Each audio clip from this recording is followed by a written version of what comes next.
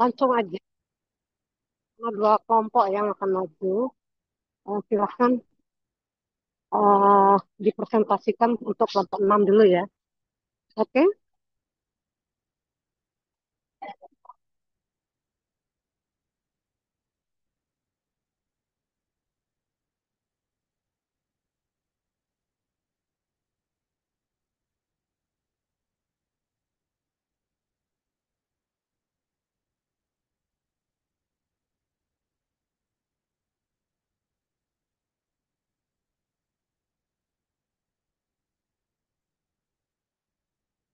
ya. Apakah suara Ibu kedengaran? Ya. Terdengar, Prof. Oke, oke, silakan. Ya.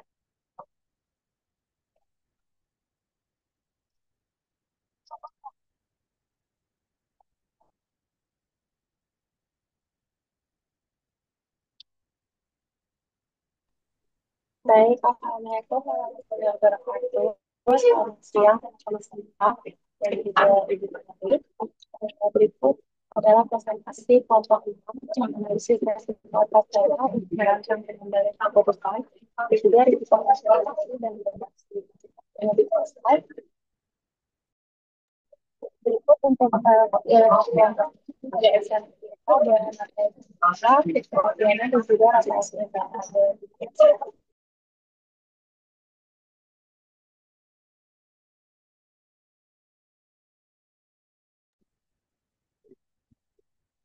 Baik, untuk topik yang akan kita bahas adalah analisis resiko operasional pada fungsi produksi dan juga operasi. Nah, di bagian ini kita mau ngasih lihat gimana sih misalnya tuh bisa menganalisis resiko yang muncul di proses produksi itu dari mahasiswa, itu ataupun lingkungan. Dan gimana sih resiko itu dipengaruhi supaya pekerjaan yang kita dapat akan itu juga sudah resiko secara modelnya serta pencegahan dan penanganan.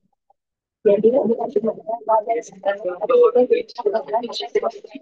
juga dari jalan di naik. Resiko nasional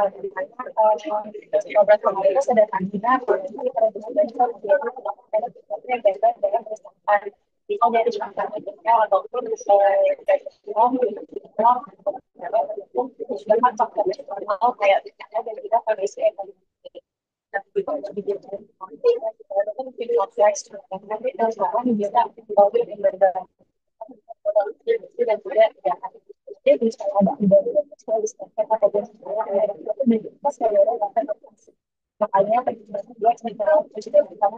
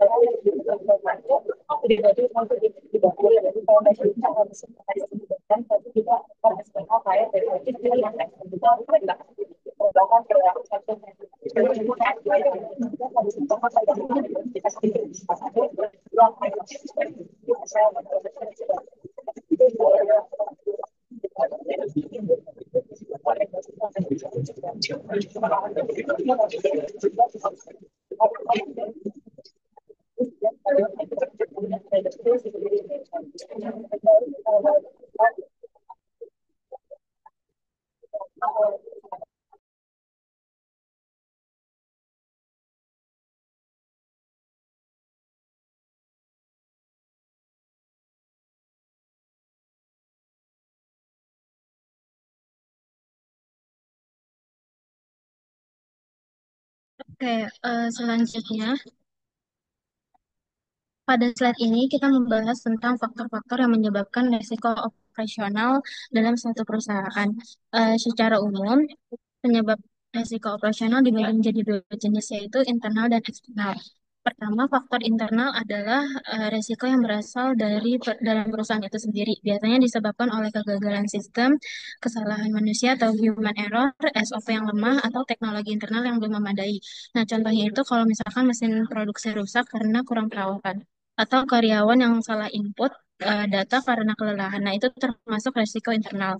Nah, kedua itu faktor eksternal berasal dari luar perusahaan dan berada di luar kendali manajemen. Contohnya itu seperti bencana alam, gempa, banjir, atau kebakaran yang biasanya itu menghambat produksi. Selain itu, ketidakstabilan ekonomi atau perubahan regulasi, pemerintah juga bisa menimbulkan risiko. Bahkan gangguan dalam rantai pasok seperti keterlambatan bahan dari supplier juga termasuk resiko eksternal. Jadi bisa disimpulkan bahwa risiko operasional ini tidak hanya muncul dari dalam perusahaan, tetapi juga bisa dipicu oleh faktor luar yang sulit dikendalikan. Boleh di next?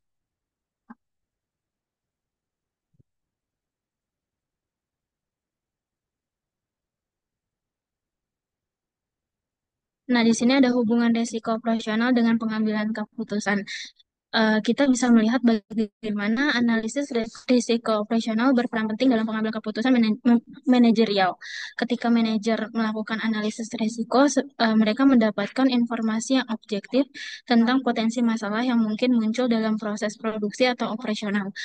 Informasi ini sangat membantu agar keputusan yang diambil tidak berdasarkan perkiraan semata, tetapi berdasarkan data dan analisis yang terukur.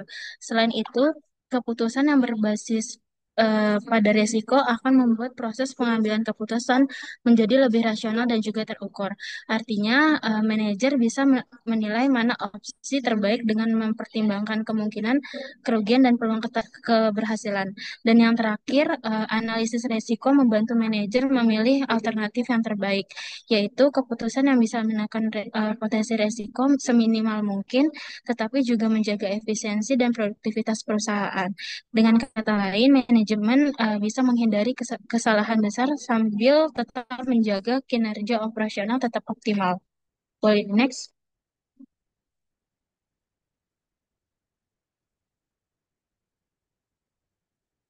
Selanjutnya ada strategi mitigasi dan implementasi. Kita masuk ke bagian strategi dan mitigasi dan implementasi risiko operasional. Jadi mitigasi risiko ini berarti langkah-langkah yang dilakukan perusahaan untuk mengurangi kemungkinan terjadinya risiko dan meminimalkan dampaknya jika risiko tersebut terjadi. Nah, di sini ada tiga strategi utama yang biasa diterapkan di perusahaan. Yang pertama itu ada strategi preventif. Fokusnya itu adalah pencegahan. Di sini perusahaan memperkuat sistem, SOP, dan juga proses internal agar kesalahan atau gangguan tidak mudah muncul dari awal. Misalnya dengan pelatihan rutin karyawan, pemeliharaan mesin, dan juga eh, oto- otomas otoma- otomatisasi proses kerja. Lalu yang kedua itu ada strategi detektif. Nah, strategi ini berfungsi untuk mendeteksi lebih awal jika ada potensi masalah. Dengan cara ini, manajer bisa bertindak cepat sebelum resiko menjadi masalah besar. Nah, contohnya itu melalui audit internal seperti sistem monitoring atau sensor produksi yang bisa mendeteksi anomali. Lalu yang ketiga itu strategi korektif. Strategi ini dilakukan setelah resiko terjadi dengan tujuan memulihkan situasi dan mencegah agar hal yang sama tidak terulang di masa depan. Contohnya itu evaluasi pasca insiden, perbaikan sistem yang rusak atau redesign proses kerja agar lebih aman dan juga efisien. Jadi ketiga strategi ini preventif, detektif, dan juga korektif saling melengkapi dalam mengelola risiko operasional supaya kegiatan produksi tetap stabil dan juga efisien. Boleh di next?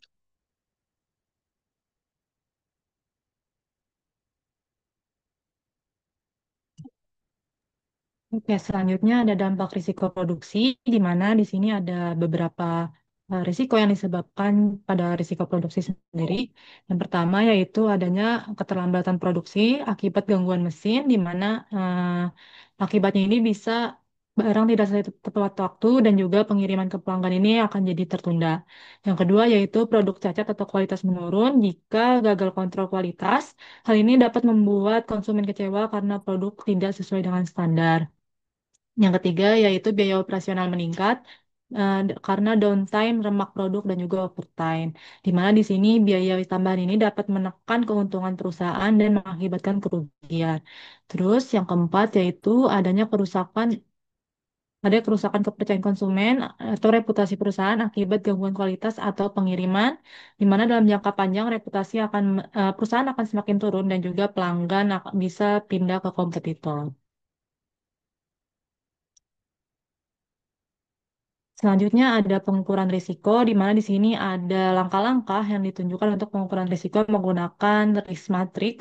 Yang pertama itu ada identifikasi risiko, di mana menggunakan analisis skenario dan juga framework control. Nah, dalam identifikasi risiko biasanya menggunakan metode SMART, yaitu specific, measurable, achievable, relevant, dan juga timely. Terus yang kedua yaitu ada likelihood, di mana ada probabilitas dan juga impact di mana likelihood ini untuk mengukur kriteria risiko atau kemungkinan yang dapat mengukur seberapa besar sering risiko tersebut terjadi di masa depan.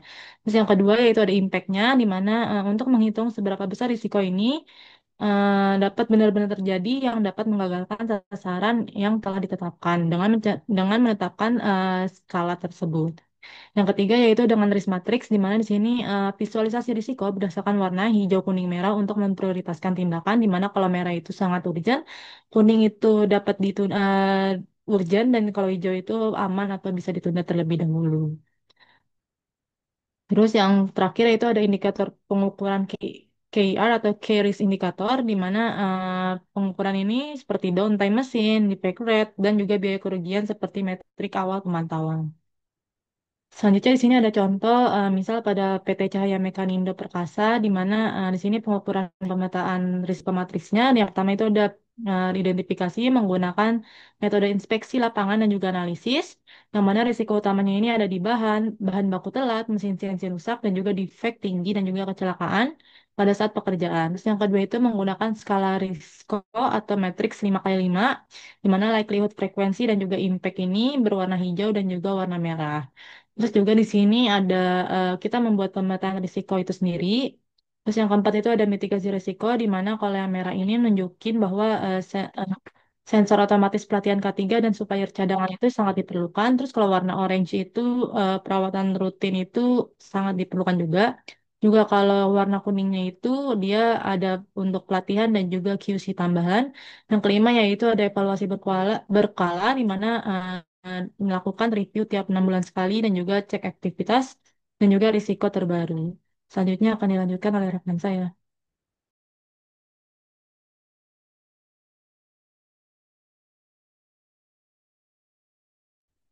Baik, selanjutnya saya akan menjelaskan mengenai studi kasus mengenai manajemen risiko ini, di mana studi kasus yang pertama mengenai penerapan manajemen risiko di PLN ULP Kolaka. Jadi, risiko yang dihadapi berupa risiko operasional, di mana pada gangguan infrastruktur akibat cuaca ekstrim, beban distribusi berlebih, dan kerusakan jaringan. Untuk mengatasinya, PLN menerapkan berbagai strategi manajemen risiko yang mencakup tindakan preventif dan responsif. Dari sisi strategi preventif, PLN menjalankan perawatan lusian mesin dan jaringan melalui program Total Productive Maintenance atau TPM agar kerusakan peralatan dapat dicegah lebih awal. Sistem kontrol kualitas terintegrasi juga diterapkan untuk mendeteksi potensi gangguan sebelum berdampak besar. Selain itu, PLN juga memperkuat SOP dan pelatihan karyawan agar seluruh petugas memahami prosedur keselamatan dan mampu bertindak cepat saat terjadi insiden. Dalam rantai pasok, PLN melakukan diversifikasi pemasok komponen penting seperti kabel dan trafo. Untuk menghindari ketergantungan pada satu pihak, penggunaan teknologi IoT juga membantu PLN melakukan predictive maintenance, yaitu mendeteksi potensi kerusakan melalui sensor sebagai gangguan terjadi. Sebagai langkah perlindungan, PLN ULP Kolaka memiliki asuransi aset dan gangguan usaha untuk meminimalkan kerugian finansial akibat bencana atau kerusakan besar. Selain itu, dibentuk tim krisis lintas fungsi yang bertugas mengkoordinasikan perbaikan, komunikasi publik, dan pengambilan keputusan cepat saat terjadi insiden besar. Sebagai tahap akhir, PLN melakukan evaluasi dan perbaikan berkelanjutan melalui post-incident review untuk memperbarui SOP, rencana kontingensi, dan proses pelatihan. Dengan penerapan strategi yang komprehensif ini, PLN ULP Kolaka berhasil memperkuat keandalan operasional, menjaga keselamatan kerja petugas, serta meningkatkan kepercayaan pelanggan terhadap kualitas layanan.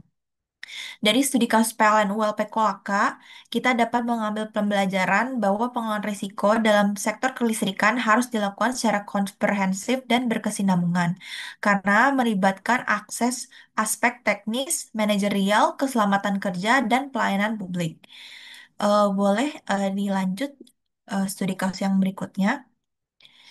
Jika tadi dari sisi perusahaan kelistrikan, maka selanjutnya ada PT Duta Geraha Indah atau DGI. Nah, kasus ini diawali dari korupsi yang menjerat PT Duta Geraha Indah, kini bernama PT Nusa Konstruksi Engineering Tbk, menjadi tonggak penting dalam penerapan Peraturan Mahkamah Agung Perma Nomor 13 Tahun 2016 tentang tata cara penanganan tindak pidana oleh korupsi. Dalam perkara tersebut, DJI terbukti melakukan tindak pidana korupsi terkait proyek pemerintah dan dijatuhi sanksi berupa denda sebesar 700 juta, uang pengganti sebesar 85,4 miliar, serta pencabutan hak mengikuti lelang proyek pemerintahan selama 6 bulan. Kasus ini mengungkap lemahnya sistem pengendalian internal, budaya kepatuhan, dan mekanisme tata kelola perusahaan yang semestinya berfungsi sebagai pengaman terhadap praktik penyelewengan. Dampak tidak hanya berupa kerugian finansial dan sanksi hukum, tetapi juga rusaknya reputasi perusahaan dan menurunnya kepercayaan publik terhadap integrasi korporasi. Sebagai langkah preventif, perusahaan seharusnya membangun sistem manajemen risiko dan kepatuhan yang kokoh melalui penerapan ISO 37001 Anti-Bribery Management System.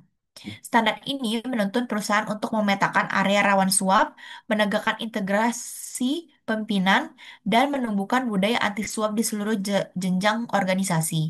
Melalui kebijakan anti suap tertulis, pelatihan etika bisnis, serta pengawasan independen, potensi penyimpangan dapat dikendalikan lebih dini. Selain itu, penguatan tata kelola sistem kepatuhan internal atau corporate governance sangat penting untuk memastikan transparansi dalam pengadaan proyek, pelaporan keuangan, dan hubungan dengan pihak ketiga. Kemudian pembentukan compliance unit yang independen, penerapan whistleblowing system yang aman, serta pelatihan berkala terkait etika dan kepatuhan akan memperkuat budaya integritas dan lingkungan kerja.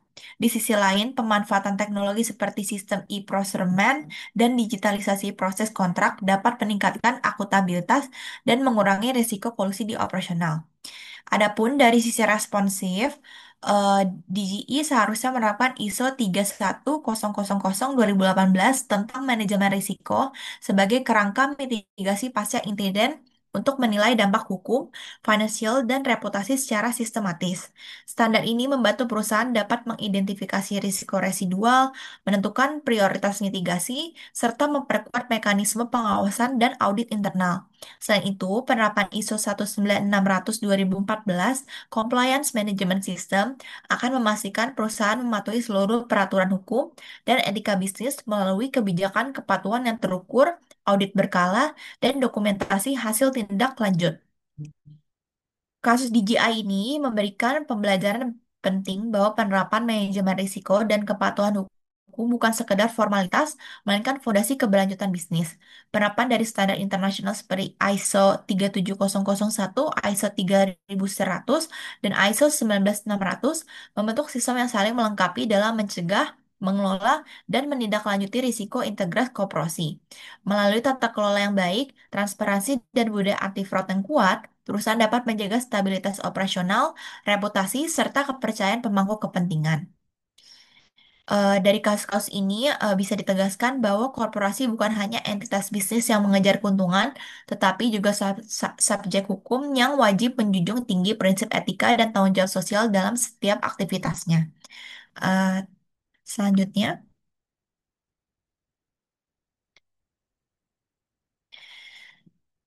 Dari yang dijelaskan oleh rekan saya tadi, bisa diberi kesimpulan bahwa risiko operasional produksi dapat timbul dari faktor internal maupun eksternal, mulai dari kerusakan mesin, human error, hingga gangguan pasokan atau bencana. Untuk mengelolanya, perusahaan perlu mengidentifikasi, mengukur, serta memantau risiko secara sistematis dengan risk matrix dan indikator kunci atau KRI. Pencegahan melalui maintenance, SOP yang kuat, training dan diversifikasi supplier, dan pemanfaatan teknologi harus dilengkapi dengan strategi respons seperti buffer stock, asuransi, krisis sistem, dan CAPA. Dengan pendekatan terpadu ini, perusahaan mampu menjaga kelancaran operasi, kualitas produk, kepercayaan pelanggan, dan daya saing jangka panjang. Boleh di next. Sekian penjelasan kami mengenai manajemen risiko. Jika teman-teman ada yang ingin bertanya, boleh.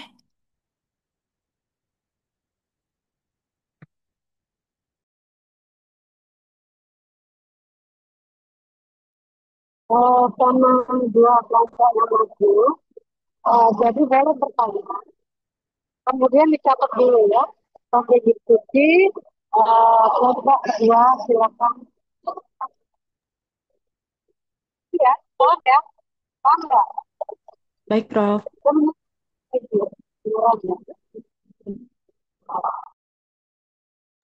Boleh buat Ruwaida, Johara, sama Aimar. Mungkin dimulai dari Ruwaida dulu ya.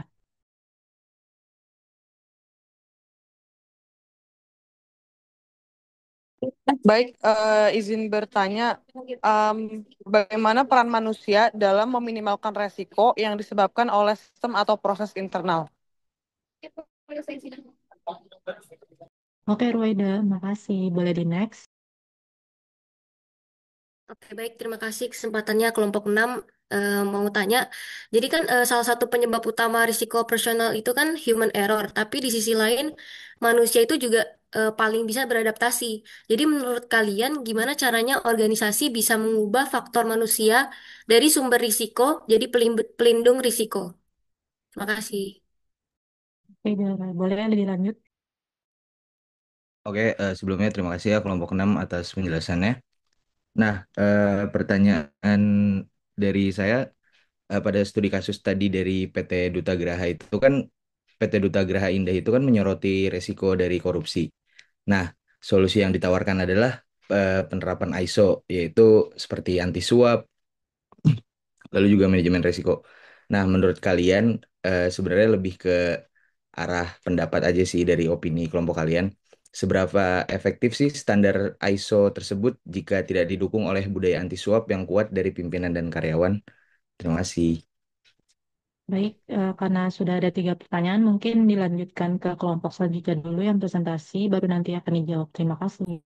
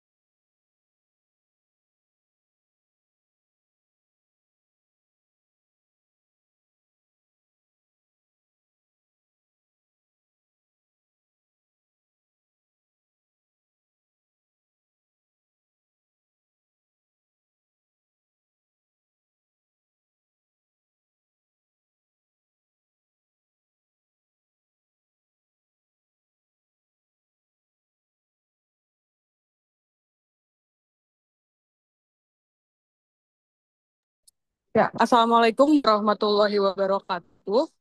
Kami dari kelompok 7 akan mempresentasikan tentang menganalisis resiko fungsi pemasaran untuk merancang pengambilan keputusan. Pertama-tama yang kami hormati dosen mata kuliah manajemen resiko yaitu Profesor Dr. Kori Yohana MM. Kami dari kelompok 7, boleh next slide, beranggotakan yang pertama ada Andi Muhammad Syauki, kemudian ada Johara, kemudian ada Ruwaida selaku saya sendiri, dan ada Rian. Boleh next. Kami membagi menjadi 4 materi. Yang pertama itu ada sumber-sumber resiko pemasaran, kemudian mengukur resiko pemasaran, kemudian yang ketiga yaitu program penanganan resiko pemasaran, dan yang terakhir yaitu ada konsep portofolio dalam keputusan pemasaran. Boleh next. Yang pertama ada sumber-sumber resiko pemasaran. Nah, definisi dari ruang lingkup dari resiko pemasaran ini adalah em, potensi kerugian finansial maupun non finansial akibat dari keputusan atau aktivitas pemasaran yang tidak sesuai dengan kondisi pasar. Jadi kerugiannya ini adalah menyesuaikan dari kondisi pasar. Kemudian berbeda resiko pemasaran ini dengan resiko operasional atau finansial. Kalau resiko pemasaran ini adalah berfokus pada hubungan antara perusahaan dan juga sama pasar eksternalnya. Kemudian selanjutnya ada faktor utama dari resiko pemasaran. Nah, faktor utamanya ini adalah strategi pemasarannya, promosi, inovasi produk, dan juga ekspektasi dari konsumennya. Nah, dalam era sekarang ini, era yang serba digital ini, muncul resiko baru, seperti ada penyalahgunaan data pelanggan, kemudian ada gangguan sistem e-commerce, kemudian juga ada krisis reputasi akibat isu viral di media sosial. Jadi pemahaman resiko ini penting agar keputusan pemasaran bisa lebih matang dan berbasis dengan data. Boleh next slide. Nah, kemudian klasifikasi sumber risiko ini dibagi menjadi dua. Ada risiko internal dan juga risiko eksternal. Risiko internal ini ialah yang paling pertama adalah kesalahan dari strategi produknya, harga, distribusi, dan juga promosinya. Kemudian ada kurangnya riset pasar dulu sebelum peluncuran produk. Jadi sebelum peluncuran produk ini harusnya itu diriset dengan matang supaya tidak terjadi resiko dari pemasaran tersebut. Kemudian SDM pemasaran ini kurang memahami perilaku dari konsumennya. Kemudian penetapan harga tidak tepat dan bisa turun dan juga bisa menurunkan minat beli atau nilai mereknya. Selanjutnya ada risiko eksternal. Risiko eksternal ini adalah biasanya adalah perubahan perilaku konsumen. Misalnya peralihan ke belanja digital dari belanja yang biasanya dari pasar terus jadi serba online. Kemudian juga ada perkembangan teknologi dan perubahan kebijakan pemerintah. Kemudian juga ada faktor sosial budaya dan ekonomi makro seperti yang sedang terjadi saat ini ya. Em, Dunia ini lagi ekonomi sedang sulit gitu. Jadi pembeliannya juga agak susah gitu. Kemudian kampanye yang tidak sesuai nilai lokal juga bisa menimbulkan backlash dari publik. Boleh next? Oke, selanjutnya ada jenis-jenis dari resiko pemasaran. Yang pertama itu adalah resiko reputasi. Resiko reputasi ini terjadi ketika citra merek menurun akibat kesalahan dari strategi komunikasinya, terus kemudian atau ada isu negatif, atau juga kegagalan produk yang menurunkan kepercayaan dari konsumen. Kemudian ada risiko komunikasi. Ini muncul akibat pesan promosi yang kesannya ambigu atau menyinggung nilai sosial atau nggak sesuai dengan konteks budaya dari target audiensnya. Kemudian juga ada risiko inovasi. Risiko inovasi ini timbul saat produk baru tidak diterima oleh pasar karena kurangnya riset, ketidaktepatan waktu saat peluncurannya, atau kesalahan memahami kebutuhan konsumen. Kemudian yang terakhir ada risiko channel, yaitu terjadi ketika sistem distribusinya tidak berjalan secara optimal. Bisa jadi platform desainnya bermasalah atau perusahaannya terlalu bergantung pada saluran penjualan. Boleh next. Selanjutnya akan dijelaskan oleh oh ya. Selanjutnya ada faktor penyebab resiko pemasaran. Di sini ada 5 faktornya. Yang paling pertama itu adalah kurangnya riset pasar. Jadi strategi yang dijalankan ini sering nggak sesuai dengan kebutuhan dan juga preferensi konsumen karena keputusannya diambil tanpa dasar data yang kuat. Kemudian yang kedua ada perubahan tren yang cepat. Nah, pergerakan gaya hidup dan minat terutama di kalangan generasi muda ini membuat strategi pemasaran harus terus beradaptasi agar tidak tertinggal. Kemudian yang ketiga ada tekanan kompetitor yang agresif. Nah, persaingan harga dan inovasi yang ketat sering memaksa perusahaan mengambil keputusan terburu-buru yang berisiko menurunkan nilai merek. Mungkin seperti yang sekarang terjadi itu ada em, contoh nyatanya itu adalah Deorek dan juga Pespirex gitu.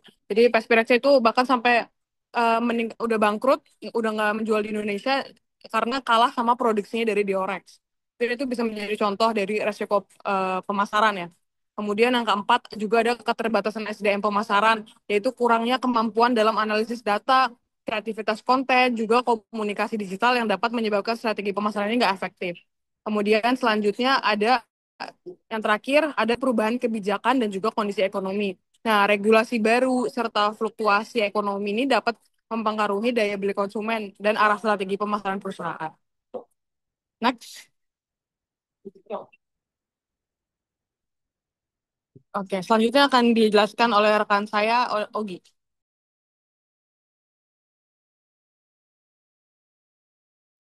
Oke, setelah kita mengetahui dari mana sumber-sumber resiko pemasaran, selanjutnya adalah cara bagaimana kita mengukur resiko pemasaran.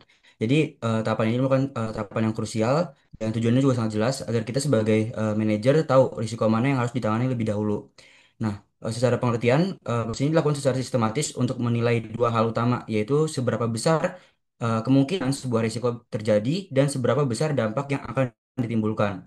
Dengan pengukuran yang akurat, sumber daya perusahaan, baik itu waktu, anggaran maupun tenaga, dapat kita fokuskan pada ancaman yang paling kritis dan berpotensi menyebabkan kerugian terbesar. Pada dasarnya, kita ingin mengambil keputusan yang lebih efisien, terarah, dan tentunya berbasis data. Oke, boleh di next.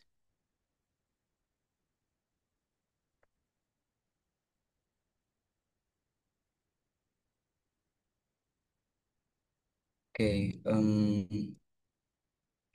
secara umum ada beberapa metode pengukuran kualitatif, yaitu yang pertama dari metode DLP. Nah, metode label ini merupakan teknik yang melibatkan sekelompok ahli independen untuk mencapai kesepakatan mengenai kemungkinan dan dampak dari risiko. Prosesnya dilakukan secara anonim dan berulang untuk meminimalkan bias. Sangat efektif untuk memprediksi risiko yang non-teknis atau black swan event yang jarang terjadi. Selanjutnya adalah analisis pestel. Nah, ini juga analisis yang kerangka yang sering kita dengar, yaitu kerangka yang berguna untuk mengidentifikasi risiko eksternal berskala makro, yaitu politik, ekonomi, sosial, teknologi, dan juga legal atau hukum. Nah, Pestel ini bisa membantu kita memastikan semua ancaman dan lingkungan bisnis yang lebih luas sudah dipertimbangkan. Nah, yang ketiga yaitu adalah risk mapping atau peta risiko. Nah, ini adalah alat visual berupa matriks yang memetakan risiko berdasarkan skala deskriptif seperti kemungkinan rendah hingga tinggi dan dampak minors hingga kritis. Dari peta ini kita bisa langsung melihat risiko mana yang berada di kuadran paling berbahaya dan memerlukan tindakan yang paling cepat dan serius. Oke, boleh di next.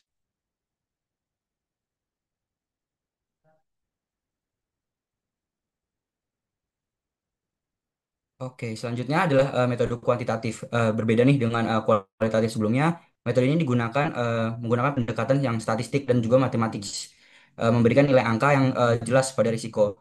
Nah, ada beberapa matriksnya. Yang pertama adalah risk matrix. Nah, risk matrix ini mirip seperti peta risiko, tapi di sini berbedanya adalah memberikan nilai numerik, misalnya pada skala 1 sampai 5, juga pada probabilitas dan dampaknya. Skor risiko didapat dengan mengalihkan kedua nilainya tersebut, sehingga kita bisa membuat peringkat risiko secara langsung. Yang kedua itu ada expected monetary value atau EMV. Nah, metode ini digunakan untuk menghitung estimasi berapa sih kerugian finansial dari sebuah risiko ini. Rumusnya simple, yaitu EMV sama dengan probabilitas kerugian dikali dengan nilai kerugian dari moneternya. Nah, ini juga berguna untuk membandingkan apakah biaya untuk mitigasi risiko lebih besar atau lebih kecil dari potensi kerugiannya. Yang ketiga yaitu value at risk. Nah, ini merupakan statistik untuk mengestimasi berapa sih kerugian maksimal yang bisa terjadi pada sebuah aktivitas pemasaran. Misalnya kita lagi mau ngadain campaign. Nah, pada tingkat kepercayaan tertentu dalam pemasaran ini bisa dipakai untuk memproyeksikan potensi dari kerugian akibat fluktuasi dan juga pangsa pasar. Nah, yang keempat itu adalah simulasi Monte Carlo. Nah, ini merupakan teknik yang lebih kompleks, itu ngejelasin bagaimana ribuan skenario secara acak, let's say skenario permintaan pasar atau harga. Nah, untuk melihat distribusi hasil yang mungkin terjadi, hasilnya memberikan gambaran yang sangat realistis tentang seberapa probabilitas berbagai tingkat dari kerugian. Oke, boleh di next.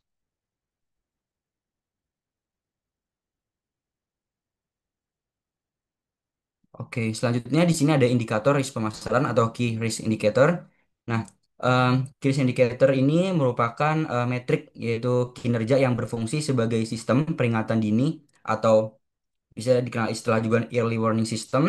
Nah, jika nilai dari eh, risiko ini menunjukkan pergerakan negatif, itu adalah sinyal bagi kita bahwa ada risiko yang sedang meningkat. Nah, key indicator ini juga harus spesifik, terukur, dan juga relevan dengan dari tujuan pemasaran tersebut. Nah, contohnya itu ada beberapa. Yang pertama adalah yang kita tahu market share atau yang bisa dikenal pangsa pasar.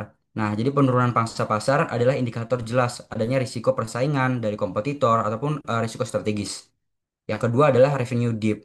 Nah, ini juga menggambarkan risiko finansial dan operasional. Terkadang penurunan yang nggak wajar itu bisa nandai nih adanya masalah distribusi atau perubahan dari consumer behavior. Yang ketiga adalah customer churn rate. Nah, ini merupakan tingginya tingkat pelanggan yang berhenti membeli menunjukkannya adanya risiko pada kualitas produk atau layanan. Nah, yang keempat ada yang kita tahu juga adalah return on investment dari campaign yang kita udah jalanin di pasar. Nah, ini merupakan metrik yang bisa mengukur nih bahwa seberapa sih efektivitas kita dalam menggunakan biaya kita untuk investment dalam pemasaran ini. Nah, jadi beberapa keempat metrik ini yang biasa digunakan dalam eh, kita tahu indikator risiko pemasaran. Boleh di next. Dan di sini ada contoh buat matriks risiko kuantitatif. Jadi di gambar ini itu penerapan tadi dari metrik risiko kuantitatif. Di sini kita bisa menggunakan asumsi skala 1 sampai 5, yaitu untuk probabilitas atau bisa dikenal P singkatannya. Satu artinya itu sangat kecil atau kemungkinannya kecil kemungkinannya untuk terjadi. Dan 5 itu kita pastiin itu sangat mungkin terjadi untuk risikonya. Dan untuk dampak itu kita kasih istilah I. Dan itu biasanya untuk satu itu artinya kerugian itu minor. Jadi di bawah sekitar 10 juta rupiah ataupun segala macam. Dan untuk indikator 5 itu katastrofik atau bisa di 5 miliar lebih gitu untuk tingkat kerugiannya. Dan ini tingkat risiko dihitung dengan tadi mengalihkan probabilitas dan juga dampak. Jadi tinggal dikali aja probabilitas dikali dampaknya. Dan dari tabel ini kita bisa lihat bahwa risiko satu itu R1 itu kegagalan total campaign digital memiliki skor yang tertinggi yaitu 20. Ini karena probabilitasnya tinggi 4 dan juga dampak katastrofiknya itu 5. Jadi kita tinggal aja 4 kali 5 20. Dan ini merupakan risiko prioritas ataupun ekstrim yang perlu kita mitigasi segera. Yang kedua adalah risiko yang R2 itu.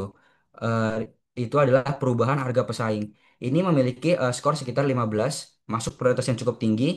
Dan yang ketiga itu ada risiko R3 churn dan juga R4 itu pangsa pasar. Nah, ini nilainya sama-sama 12. Nah, biasanya dalam kasus seperti ini kita perlu analisis lebih lanjut nih menggunakan metode lain seperti tadi IMF untuk menentukan mana yang harus didahulukan. Nah, ada pun dari beberapa resiko lainnya seperti kayak R5, R6 dan juga R7. Nah, ini memiliki skor yang rendah sehingga masuk dalam prioritas yang rendah untuk kita pentingkan dan metrik-metrik seperti ini sangat membantu kita nih dalam memfasilitasi pengambilan keputusan yang cepat, terukur dan juga untuk penanganan risiko. Oke, selanjutnya dijelaskan oleh rekan saya.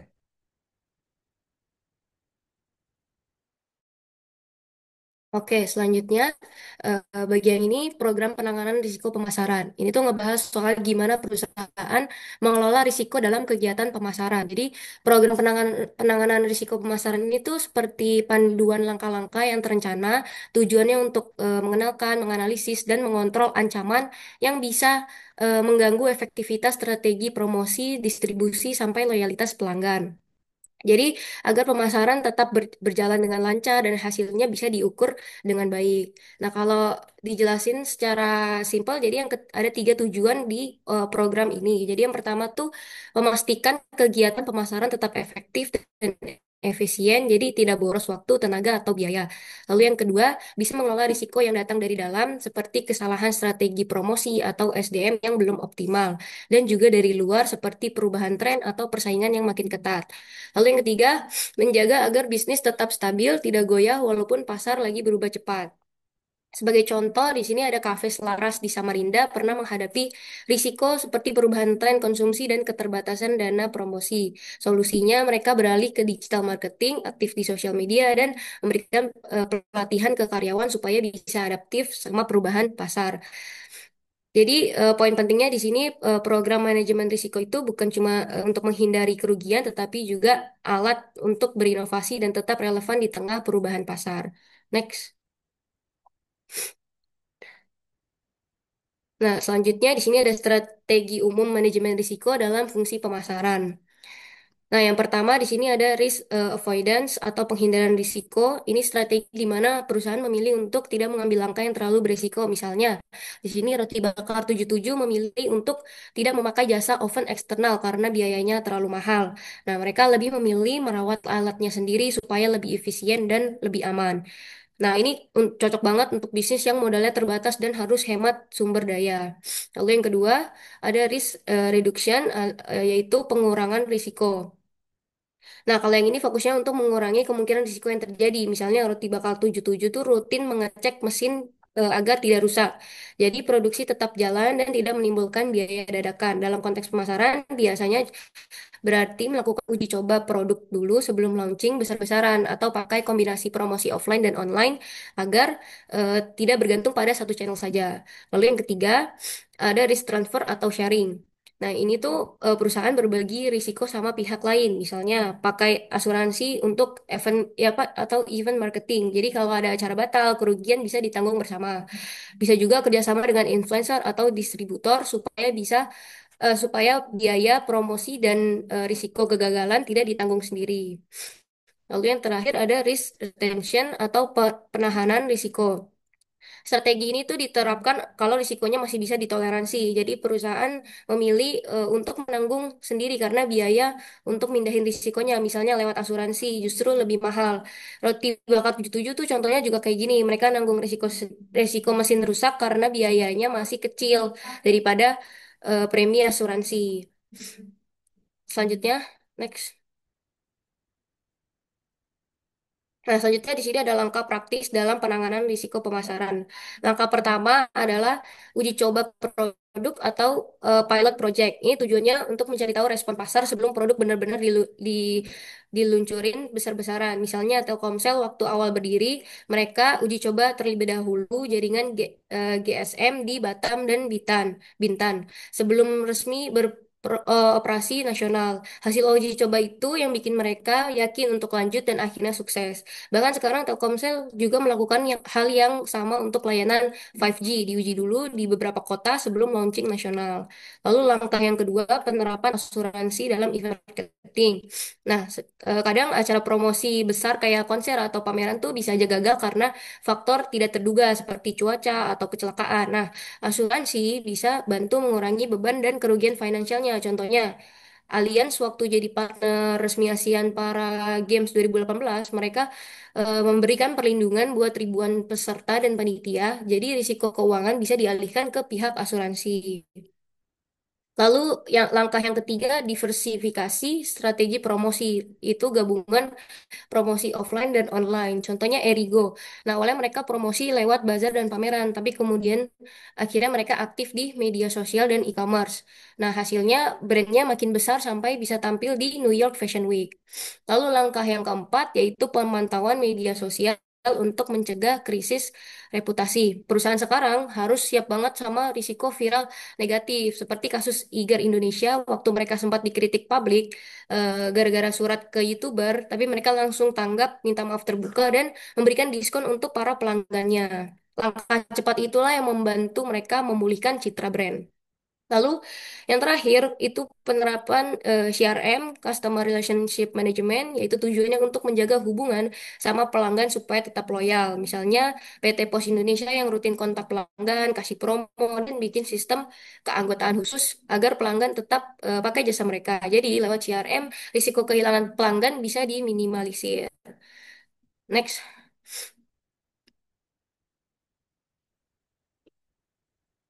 Oke, selanjutnya ada pengendalian internal dalam program penanganan risiko pemasaran. Jadi fokusnya itu ke kontrol dari dalam perusahaan. Pengendalian internal itu penting untuk memastikan semua kegiatan pemasaran lebih efisien, transparan dan sesuai aturan. Nah, kita pakai kerangka kerja eh, CSO, COSO yang punya 5 elemen utama. Yang pertama itu ada lingkungan pengendalian, yaitu nilai etika dan budaya kerja tim marketing yang sehat, misalnya lewat kode etik promosi dan pelatihan kepatuhan. Lalu yang kedua, penilaian risiko, di mana perusahaan mengidentifikasi potensi kesalahan seperti target audiens yang salah atau pemborosan anggaran. Lalu yang ketiga ada aktivitas pengendalian. Ini seperti SOP, audit kampanye, dan persetujuan anggaran supaya semua kegiatan promosi tetap sesuai jalur. Lalu yang keempat ada informasi dan komunikasi. Artinya semua pihak harus dapat info yang akurat dan tepat, misalnya lewat dashboard atau meeting rutin. Lalu yang kelima ada pemantauan, yaitu evaluasi berkelanjutan supaya tahu apakah sistem kontrolnya sudah efektif atau belum. Oke, next.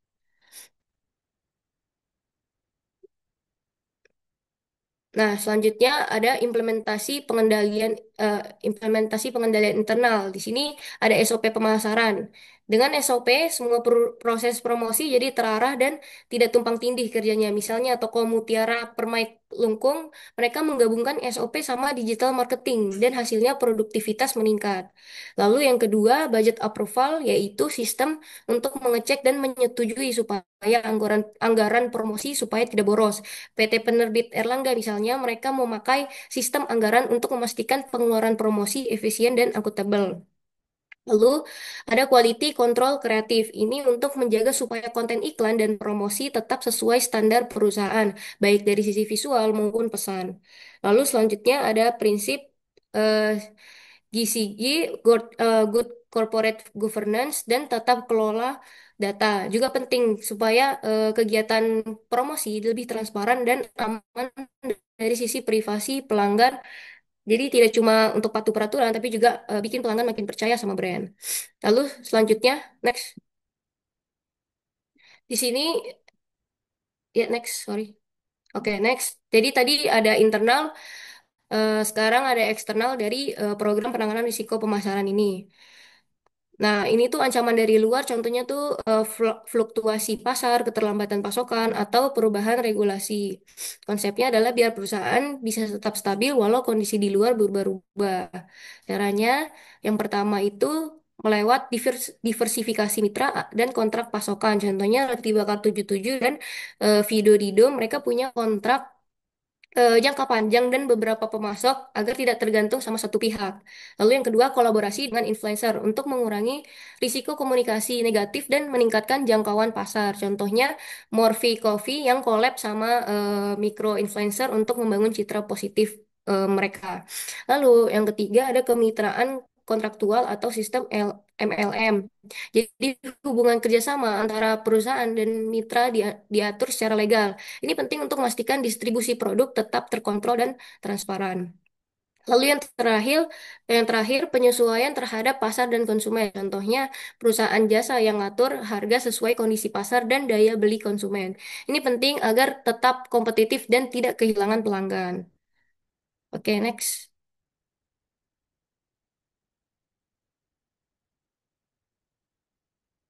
Boleh next.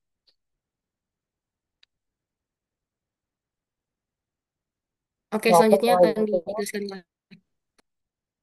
topik selanjutnya ada konsep portofolio dalam keputusan pemasaran. Yang pertama ada teori dasar portofolio keuangan.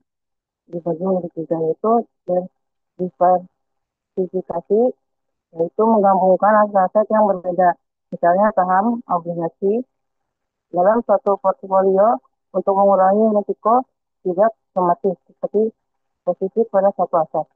Yang kedua ada hubungan risiko pengembalian, yaitu investasi dengan potensi pengembalian lebih tinggi, biasanya memiliki risiko lebih besar. Yang ketiga, portofolio optimal, yaitu menciptakan portofolio yang memberikan pengembalian tertinggi untuk tingkat risiko tertentu atau risiko terendah untuk tingkat pengembalian tertentu. Ini disebut garis efisien. Yang kedua ada teori dasar portofolio marketing.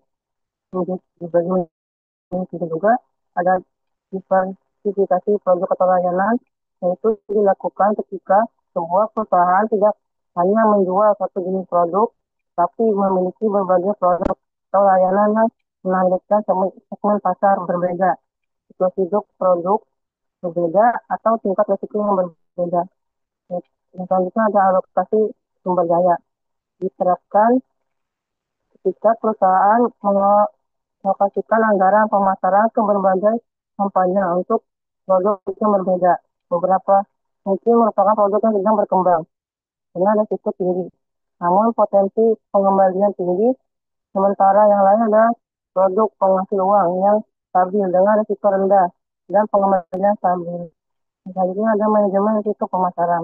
Dilakukan dengan tidak hanya fokus pada satu saluran pemasaran seperti media sosial, tapi juga menggunakan campuran saluran seperti iklan, digital, acara, dan penjualan langsung. Next. Selanjutnya ada alat analisis portofolio pemasaran. Yang pertama ada DPG Matrix. DPG Matrix dibagi menjadi 4, yaitu DOF atau PES. DOF atau PES adalah produk yang penjualannya kecil dan pasarnya tidak berkembang. Produk ini biasanya tidak memberi banyak untung dan malah bisa bikin perusahaannya rugi.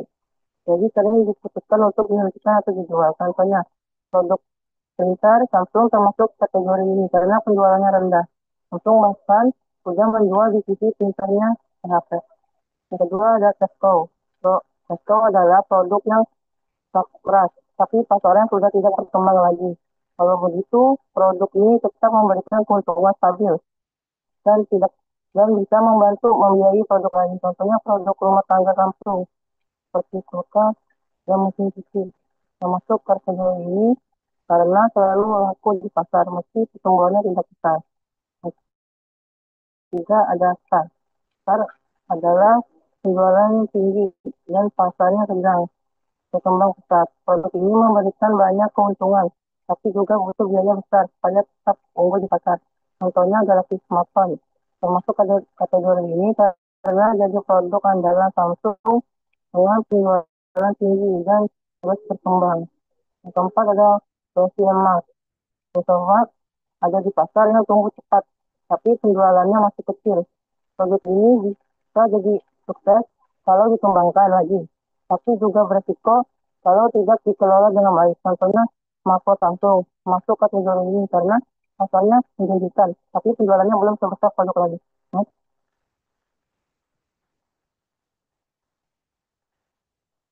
Next. Selanjutnya. Selanjutnya ada GE Matrix Matrix dibagi menjadi 2, yaitu daya tarik industri dan kekuatan bisnis. Daya tarik industri yang tinggi menunjukkan industri yang punya potensi besar untuk tumbuh dan menghasilkan keuntungan tinggi. Industri ini memberikan peluang besar untuk berkembang. Daya tarik industri yang sedang menunjukkan industri dengan potensi pertumbuhan yang cukup baik, tetapi tidak sebesar kategori tinggi. Masih ada peluang namun perlu strategi yang lebih hati-hati. Yang ketiga ada daya tarik industri yang rendah, menunjukkan industri dengan peluang kecil untuk tumbuh atau yang bersaing secara ketat, misalnya sulit berkembang di kategori ini. Selanjutnya ada kekuatan kompetitif yang kuat, menunjukkan bahwa unit bisnis atau produk memiliki posisi besar yang bagus dan mampu bersaing dengan baik, biasanya menjadi pemimpin di industrinya. Kekuatan kompetitif yang sedang menunjukkan bahwa bisnis memiliki keunggulan, tapi belum terlalu kuat. Perlu strategi untuk memperkuat posisinya di pasar. Yang ketiga ada kekuatan kompetitif yang lemah, menunjukkan bisnis atau produk yang posisinya kurang kuat di pasar dan sulit bersaing, biasanya memiliki pangsa pasar kecil dan keuntungan terbatas. Next.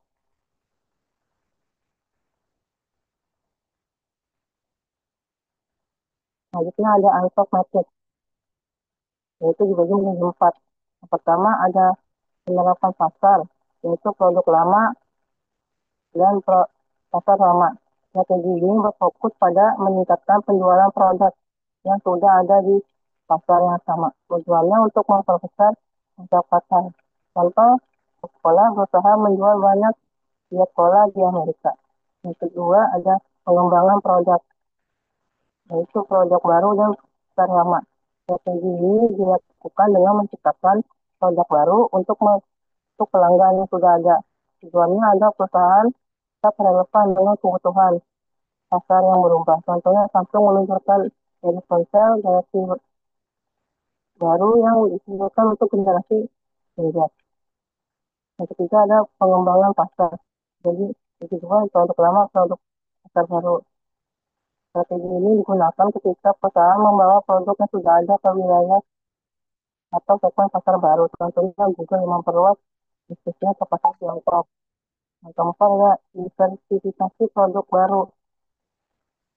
Dan pasar baru strategi ini adalah yang paling beresiko karena perusahaan mencoba masuk ke pasar baru dengan produk baru. Tujuannya untuk menyebarkan resiko dan mencari peluang baru. Contohnya Apple meluncurkan sistem home theater untuk dunia. Nah, dan ini adalah manfaatnya penerapan portofolio. Yang tiga, yang pertama mengurangi resiko terlalu bergantung pada satu produk. Berarti perusahaan tidak hanya mengandalkan satu jenis produk sebagai sumber pendapatan utamanya.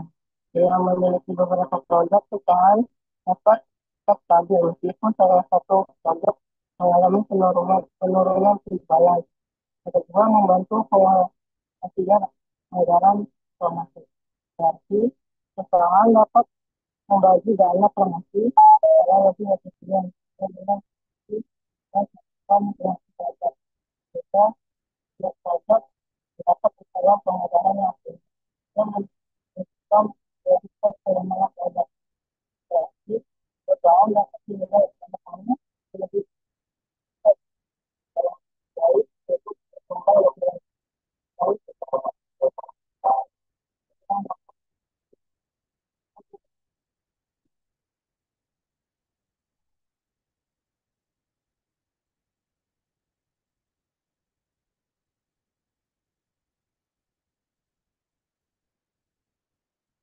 Next, dan contoh nyatanya ada Unilever, yaitu memulai sebagai produsen barang konsumen dasar. Unilever Indonesia telah berkembang dan kini memiliki portofolio yang sangat luas mencakup perabotan perawatan, yaitu misalnya sampo, sabun, makanan, dan minuman. Yang kedua ada Samsung. Memulai dari produk elektronik, Samsung ini memproduksi berbagai macam peralatan elektronik rumah tangga seperti handphone, TV, dan AC, dan mesin cuci. Yang ketiga ada Tokopedia dan Shopee. Sebagai platform e-commerce, kedua ini telah berkembang menjadi ekosistem digital yang menawarkan berbagai layanan. Contohnya fintech, layanan keuangan seperti e-wallet dan pinjaman, serta layanan logistik seperti pengiriman paket. Saya kembalikan ke moderator. Baik, sekian presentasi dari kelompok kami. Kurang lebihnya mohon maaf. Apabila ada yang ingin dipertanyakan, silahkan ya.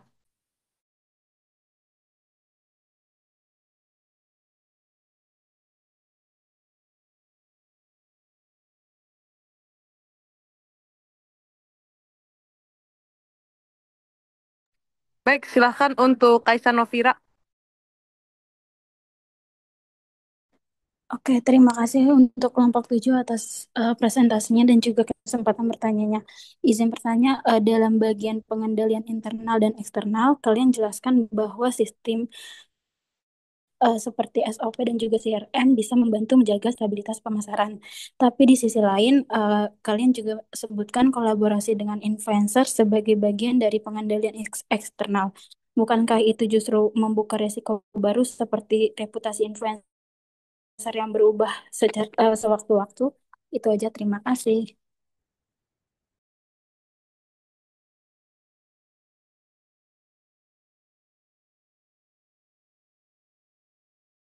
Baik, selanjutnya boleh Fitri Alfiana. Oke, makasih tadi sebelumnya presentasinya udah bagus. Tadi kan di slide kalian itu disebutkan bahwa salah satu metode pengukuran resiko pemasaran itu dengan simulasi Monte Carlo ya, yang bisa menghasilkan ribuan skenario acak untuk memperkirakan potensi kerugian. Nah, kalau metode ini digunakan dalam konteks bisnis digital seperti e-commerce, apakah realistis untuk diterapkan di Indonesia? Terus juga eh, yang datanya itu konsumennya itu sering tidak stabil. Terus juga gimana caranya menyesuaikan analisis biar tetap relevan. Terima kasih.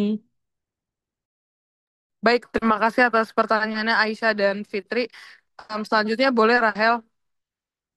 Oke, sebelumnya izin nanya. Tadi kan kalian sempat bahas kalau resiko reputasi itu bisa muncul karena isu viral di media sosial ya. Tapi sebenarnya tuh kalau di contoh kasus kalian yang Eiger Indonesia itu, dia berhasil untuk memulihkan citranya dengan permintaan maaf dan juga diskon produk. Nah, untuk pertanyaannya itu, dengan langkah seperti ini apakah sudah cukup atau justru bisa menimbulkan persepsi bahwa perusahaan itu membeli kepercayaan publik?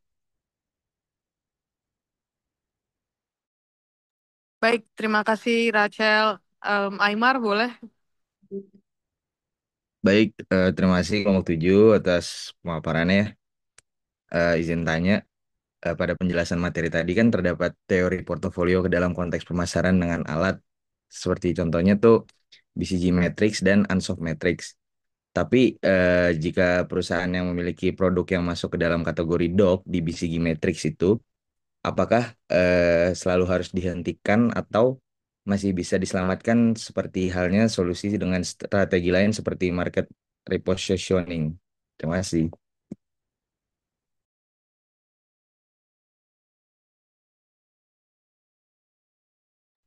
Baik, terima kasih Aymar. Kita izin berdiskusi dulu ya untuk menjawab pertanyaannya. Terima kasih.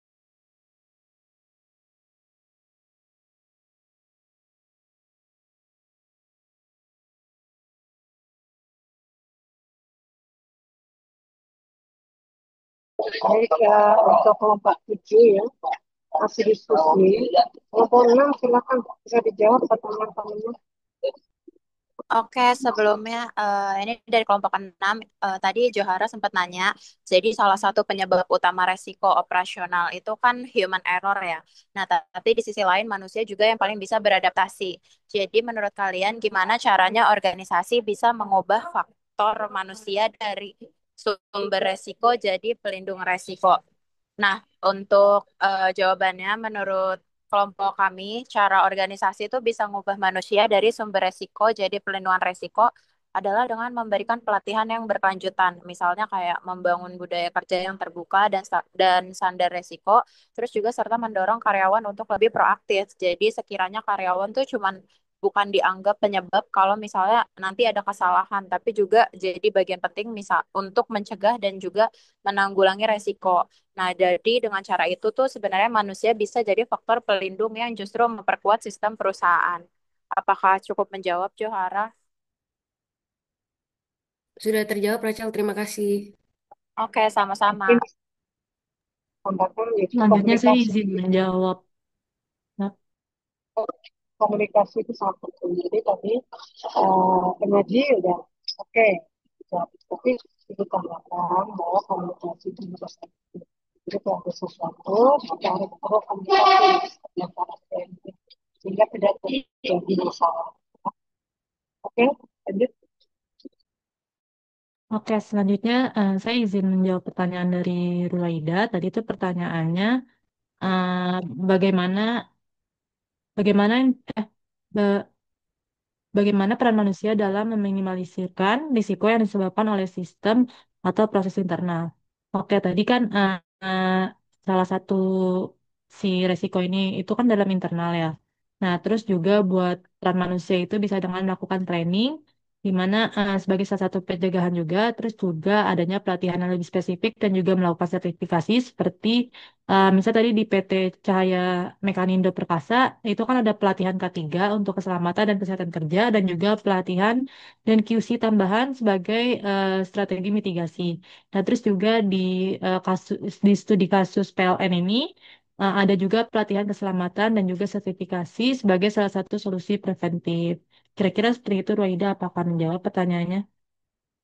Sudah terjawab. Terima kasih banyak Fitri dan kelompok 6. Baik, boleh di-next.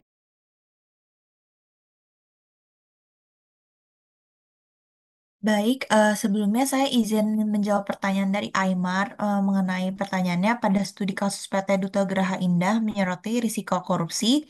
Solusi yang ditawarkan adalah penerapan ISO atau anti suap manajemen resiko. Menurut kalian, seberapa efektif standar ISO tersebut jika tidak didukung oleh budaya anti suap yang kuat dari pimpinan dan karyawan?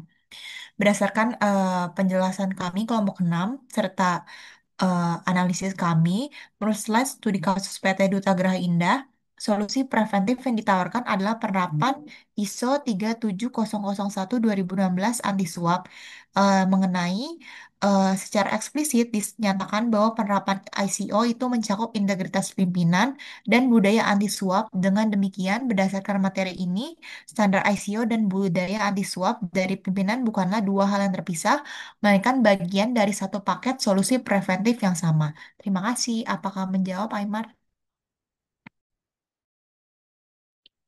Sudah terjawab sekali, Bella. Terima kasih banyak ya penjelasannya dan juga kelompok 6.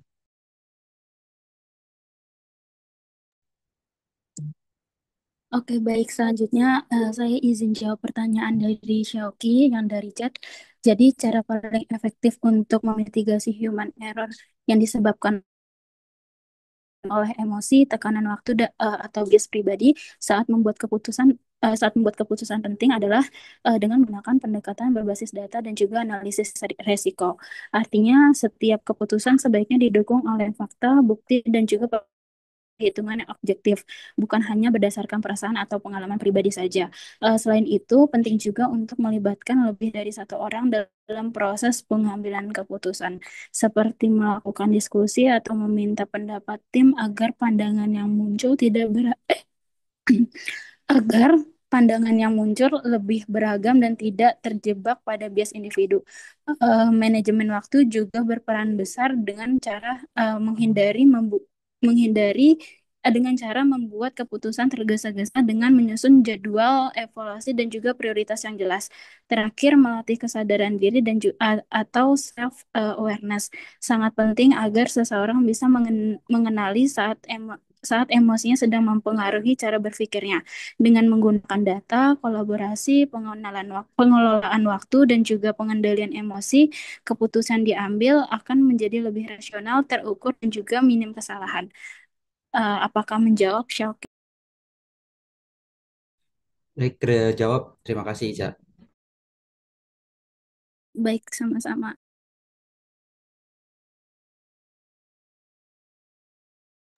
Mungkin cukup Bu, pertanyaan untuk kelompok 6.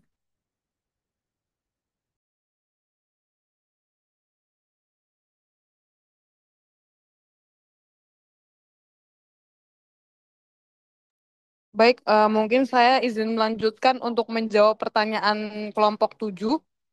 Saya izin menjawab pertanyaan dari Rachel, yaitu dalam contoh kasus yang tadi kami jelaskan itu, Iger Indonesia berhasil memulihkan citranya dengan permintaan maaf dan diskon produk. Nah, pertanyaannya apakah langkah seperti ini tuh cukup atau justru bisa menimbulkan persepsi bahwa perusahaan membeli kepercayaan publik?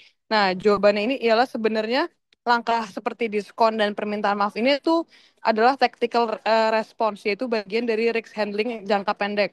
Tapi untuk jangka panjang, perusahaan tetap harus melakukan strategic recovery, seperti memperbaiki sistem komunikasi publiknya, kemudian meningkatkan transparansinya, dan juga memastikan kejadian serupa tidak terulang kembali. Jadi diskon ini hanyalah bagian dari mitigasi reputasi, bukan solusi yang permanen. Jadi intinya itu sebenarnya bukan membeli kepercayaan, tapi menunjukkan tanggung jawab dan empatinya. Apakah sudah menjawab, Rachel?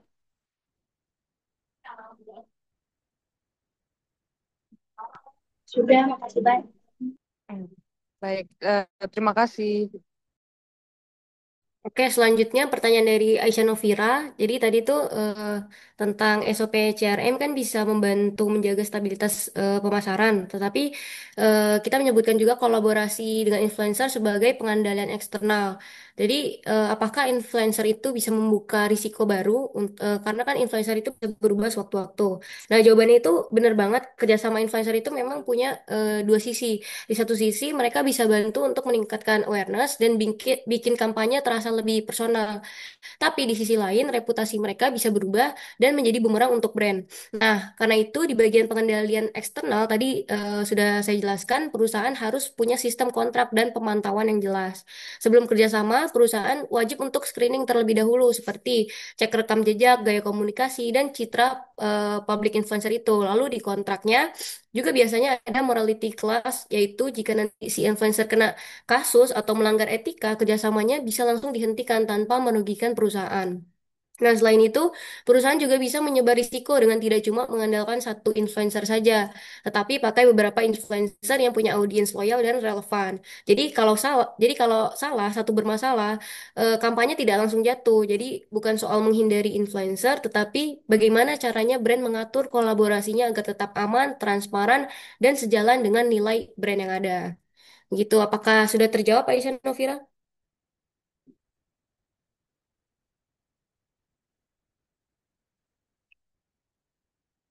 Apakah sudah terjawab?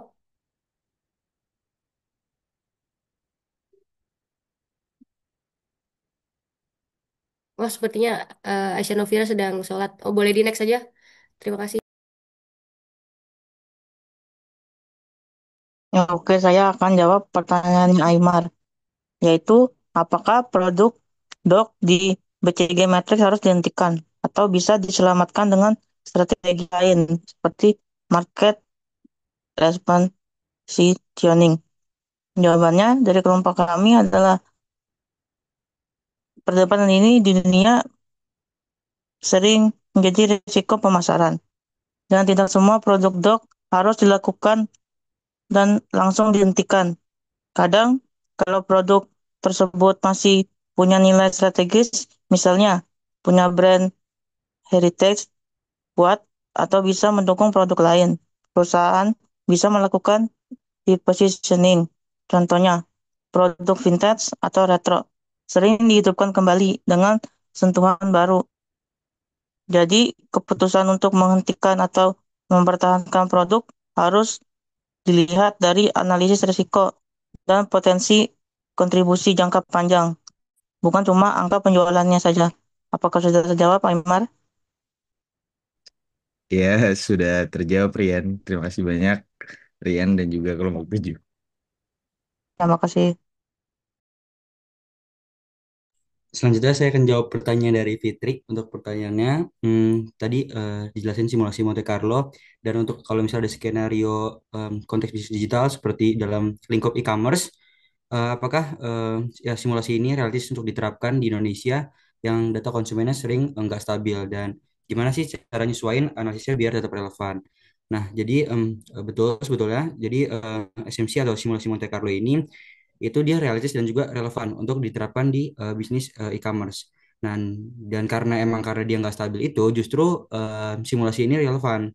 Jadi emang SFC ini dirancang untuk analisis risiko dalam kondisi yang nggak ketidakpastian gitu. Jadi ketika data pasar stabil, kita bisa pakai metode deterministik yang biasa. Tapi untuk pasar e-commerce Indonesia yang cukup dinamis, nah misalnya kayak lonjakan ketika hari belanja nasional ataupun lagi payday ataupun yang lainnya. Nah, ini merupakan simulasi yang cukup bagus gitu untuk kita bisa proyeksikan distribusi risikonya secara menyeluruh dan juga kita bisa tahu nih peluang dari risk dan juga berbagai kondisi marketnya. Nah, untuk cara menyelesaikan agar relevan, sebenarnya ada beberapa cara untuk analisis kita biar bisa lebih peka terhadap risknya.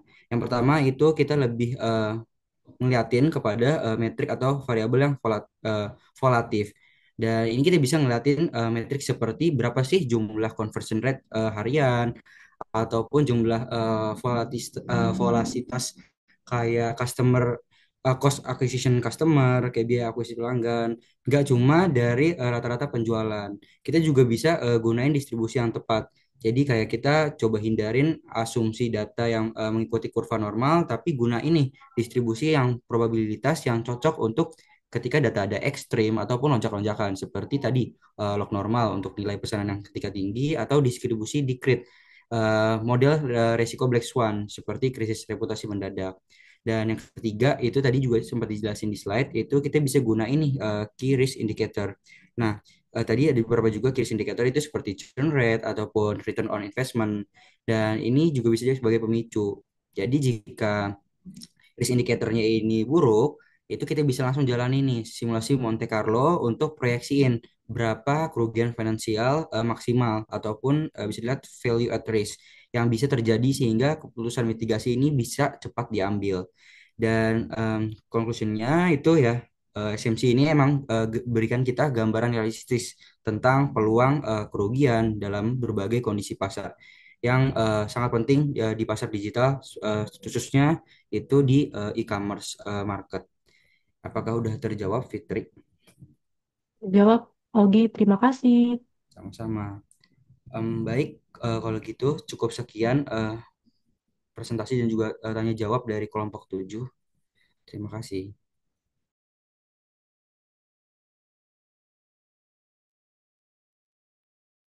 Baik, kelompok 6 dan presentasi ya. Mungkin ada yang mau bertanya lagi silakan. Kalau saya lihat tadi ya, di dalam kelompok ini belum mengatakan bahwa kalau kita mengambil risiko itu bisa ya, artinya kita tidak berusaha, kemudian bisa kita alihkan ke perusahaan asuransi atau kita retensi yang membiayai risiko itu sendiri. Yaitu istilahnya memang ada empat tahapan yang harus kita lalui. Kemudian kalau di dalam memasarkan barang memang sering terjadi kerugian-kerugian ya. Misalnya kita memasarkan barang supaya laku sekian, biaya kita sekian, ternyata barang kita tidak laku di tempat pasaran. Makanya untuk itu kita harus mengadakan survei atau kita mengadakan bisnis plan-nya apa kira-kira. Misalnya kita akan membuat sendiri. Jadi kalau mau cari jadi kereta di buat dulu.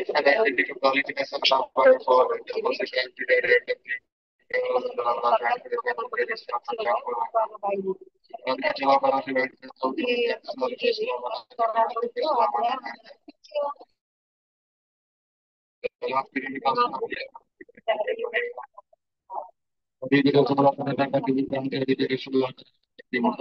Yang setelah itu Jadi memang semua yang risiko pasar itu harus kita bersaing, kita juga bersaing kan. Pakai telepon kita, akhirnya kita yang kalah, dia murah harganya, tapi semua ngikutin kita. Baik, itu aja tambah dari itu, mungkin ada yang mau bertanya lagi. Silakan.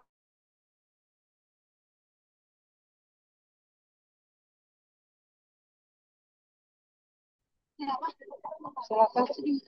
Oh,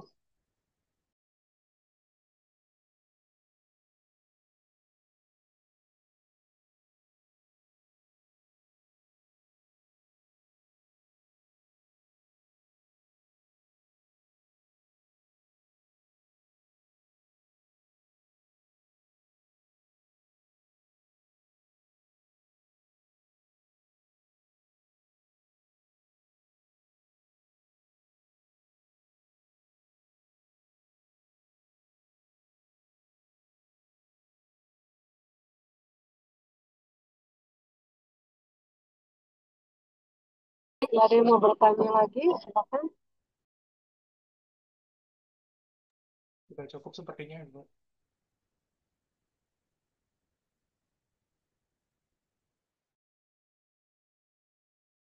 Faisal mau bertanya.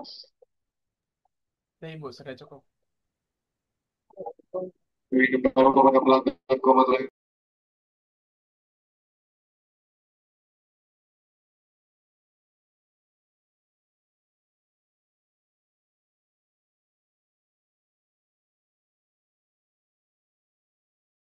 Faisal, ini penulisannya ya. Jadi kita juga ada risikonya ya. Risikonya dalam pemilihan kita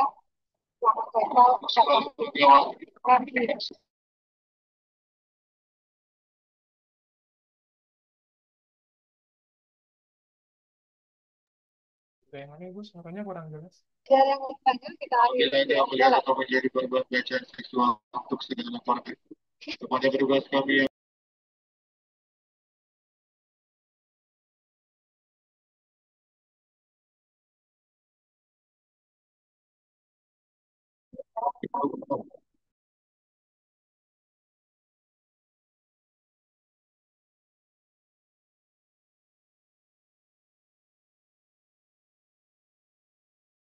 yang mungkin ada nggak yang pertama lagi? Kalau nggak ada kita akhiri ya. Mungkin kita atau kiri ya saja. Baik, baik kita akhiri pertemuan kita ya. Dan terima kasih Bapak Kona, Bapak Ibu, para hasil proses kita. Kalau Anda ikut PS yang bukan tugas kemarin, di sini saya membuat soal bagaimana pemasaran, bagaimana risiko pemasaran. Ternyata baru kita bahas, jadi kalian nggak kayak gitu. Tapi anak ini sudah sampai risiko pemasaran. Jadi kita akhirnya kita ya. Terima kasih buat penyanyi dan juga para pertanyaan. Semoga itu yang kita berikan teman-teman pada hari ini. Wassalamualaikum warahmatullahi wabarakatuh. Jangan lupa absen ya. Waalaikumsalam warahmatullahi wabarakatuh. Terima kasih, Bu. Terima kasih, Bu.